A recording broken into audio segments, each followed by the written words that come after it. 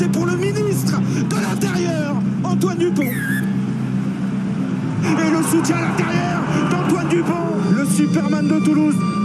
À travers moi, ce prix récompense le Stade Toulousain et l'équipe de France. Voilà, je peux les remercier. J'espère que j'aurai rendu fier tous ceux qui m'ont côtoyé ces dernières saisons et même depuis le début de ma carrière. Je pense à tous mes éducateurs. J'espère que autant mes proches, ma famille, mes amis que mes entraîneurs seront fiers de moi. Quand on regarde le palmarès de ceux qui l'ont gagné avant nous, je me sens presque gêné d'être dans cette liste. J'ai l'impression que mon nom il fait presque tâche tellement c'est des monuments de notre sport.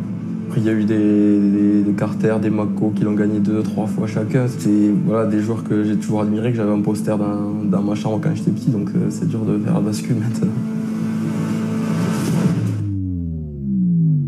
Quand on me donnait ce que je voulais faire plus tard, j'écrivais rugbyman professionnel, mais j'ai jamais été du genre non plus à me faire des plans de carrière, des objectifs que je me fixais à court ou long terme. J'ai pris les choses comme elles venaient, mais je pense que je suis quand même un compétiteur dans l'âme et voilà, quelqu'un d'ambitieux. Donc à chaque fois que j'arrive à une marche, j'ai toujours le réflexe de regarder la marche au-dessus et je pense que c'est ce qui m'a motivé.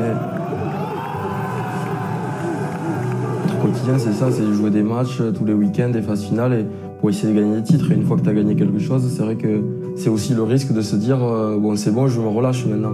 Et c'est surtout la chose à ne pas faire. Et je pense que avec Toulouse, on a réussi à garder cette ambition et cette exigence-là. Je me verrais difficilement jouer pour un autre club parce que j'ai un attachement fort, parce que les résultats marchent bien, parce que je suis dans la ville, je me sens bien aussi. Dans plusieurs années, je peux pas me prononcer parce qu'il peut se passer plein de choses, mais aujourd'hui, c'est sûr que je me vois difficilement ailleurs.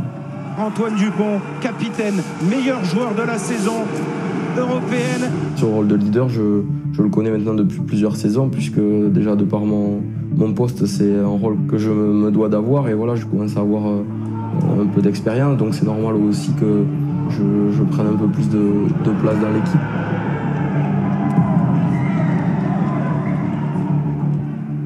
Il y a eu pas mal d'échanges avec le staff plusieurs fois sur le rôle, que ce soit du capitaine, mais aussi le rôle du leader dans cette équipe, comment on se sentait, comment on voyait les choses. Charles était venu aussi pour symboliser cette passation. Le capitaine sera donc Antoine. Parce que ça m'a aussi permis d'évoluer en tant que joueur et en tant qu'homme dans l'équipe, dans un groupe. Aujourd'hui, il faut que les 20 premières minutes, les mecs ils vibrent. Au-delà d'avoir nos ballons, il faut qu'ils aillent plus du match. Il faut qu'ils aient plus envie de venir une seule fois du match. 1, 2, 3 Allez les gars! Après, j'ai toujours cette nature de quelqu'un de très introverti, que je suis pas forcément dans la vie de tous les jours. C'est juste que quand je connais pas forcément les personnes, je suis pas du style à me mettre en avant. Mais après, quand je suis dans un collectif avec des personnes avec lesquelles je me sens à l'aise, j'ai aucun problème pour prendre la parole ou pour passer des messages.